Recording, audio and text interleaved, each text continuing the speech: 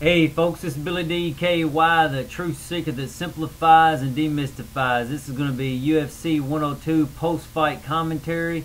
We're going to do like we did last time. We're going to start with the most exciting fight and work down. And if we don't get done with the boring fights, then we're going to stop at 10 minutes regardless. Let's start off with Nate Marquardt versus Damian Maia. I can sum that up in 2 words. Holy shit. I was really expecting a much different fight than that. I mean, it's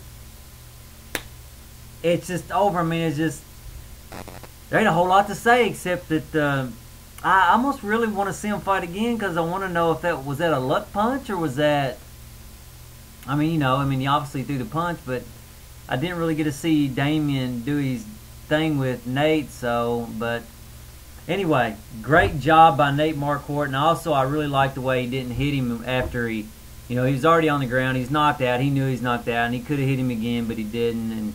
And I really like to see that. It shows Nate's got a lot of good character. It looks like, but then he called out Anderson Silva afterwards, which I don't really see that changing much. I don't see him doing much different than he did the first time with Anderson Silva. I see it as being another ass whipping. So because I think the difference between him and Anderson Silva are more spiritual than technique and that kind of stuff, and it's just not stuff you learn overnight. So I don't see any different performance with him and Anderson Silva. Next fight, Todd Duffy versus Tim Hague. I think that's what his name was. Man, great performance. Just comes out. You want to touch hands? No, I don't want to touch him. I'm going to knock you out with the first punch. Boom! Knocks him out. I mean, like, whoa! Wow, that was something, to say the least. I think they said it was the shortest fight in UFC history. So anyway, I would like to see this guy fight Brock Lesnar because, I mean, I think this guy is going to be a top contender. He looks like a badass, and I think he's going to be a badass. And I don't know. Wow, that was exciting fight. I maybe could have put that one first, but I wanted to put it second. Next fight, Keith Jardine versus Thiago Silva. This fight pretty much went the way I predicted it. I figured that Thiago would come out strong and knock him out in the first round. However, Keith Jardine was really making me think because I was like, I don't know. Keith was playing with him. It almost looked like, in Keith's mind, it looked like he knew that he was better than him, and seemed like he was screwing with him a little bit. And but he got knocked out. So anyway, great job for Thiago, and let's see what else we got. That's pretty much it on that one. Thiago, who would I like to see him fight next? I wouldn't mind seeing him fight Rashad Evans or somebody like that. Well, I guess Rashad's going to fight Jackson. I don't really know who I'd like to see him fight. Give me some suggestions. Okay, next fight, Randy Couture versus Nogueira. I mean, I've been thinking this all week, watching Randy's video blog. Randy is starting to look old. I'm at the point where I don't want to see Randy fight anymore. I mean, like I said, I've been noticing it all week. His age has been a factor up to this point, but now I'm not. It's not so much. Excuse me. It's not so much a number now. It's more of a. I see it in his body. I see it in the way he moves. I see. He just don't need to be in there no more. Before, when he's 42, he was still moving good, so I didn't care. But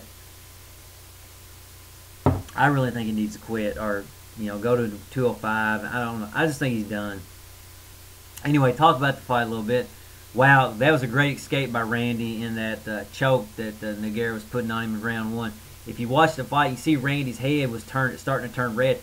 I really thought it was over. I thought that if Nogueira would have held it a few more seconds, it would have been over. But maybe the way Randy was torquing his arm or something, he couldn't hold it any longer. But that was a great escape by Randy. Randy showed he's an amazing person getting out of that. Okay. I knew it was going to be a long night for Randy Couture from the very beginning because most guys come out and they're able to knock Nogueira around a little bit and usually get him knocked down, whip his ass a little bit, and then Nogueira comes back. Nogueira never really was in trouble, so I knew Randy was in for a long night and probably wasn't going to win it, and it was sort of sad because but that's the way it goes.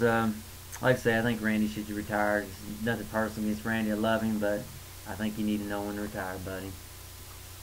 Been great watching you. Okay, Chris Levin versus Jake Rosenthal. You know, Jake did a great job. It was looking like a really boring fight, and I was like, man, it just didn't have any enthusiasm. It looked like they were basically training. It looked like really rough training, and it didn't really. The momentum seemed to change when Levin started stomping Jake's toes. And Jake looked like he was even saying something like, man, quit stomping my toes. I don't know if he was or not.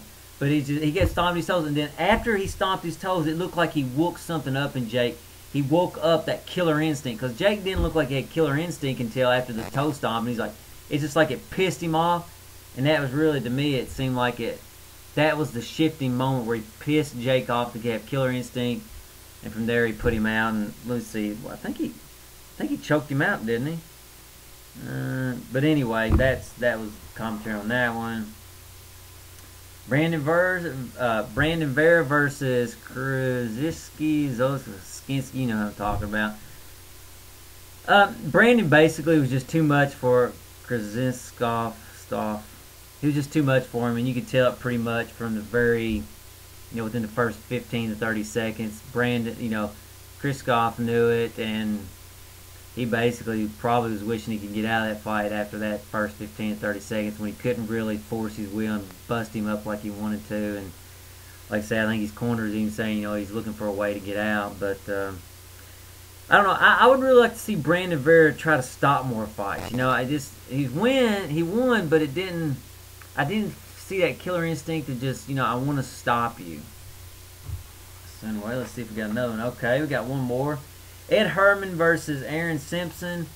At first I thought that Aaron was outclassed by Ed at first, but when I seen him do that takedown on Ed Herman, oh my gosh, it was beautiful. I was like, oh my gosh, this guy's got a lot of talent.